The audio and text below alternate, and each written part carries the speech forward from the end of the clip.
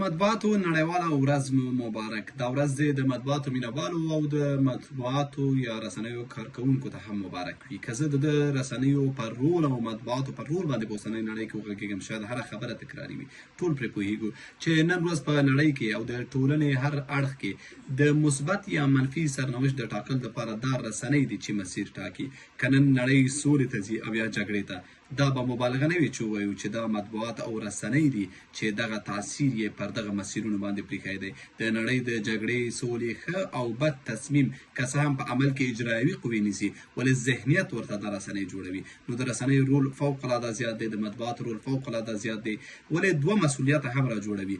یو، په ټولنه کې د افرادو واکمنو مسؤلیت د رسنیو پر وړاندې چې باید د رسنیو د اساسي رول او د رسنیو د مسؤلیت په تشخیص سره رسنیو ته د یو آزاد ماحول رامنځته کولو کې همکاري وکړي، نه دا چې رسنۍ زندۍ کړي.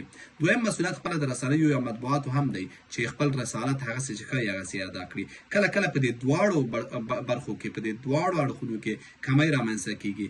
یو هغه دی چې پر رسنیو او مطبوعاتو محدودیتونه لګوي او رسنیو مطبوعات له اصلي مسیر څخه منحرفوي، رسنۍ زندۍ کوي.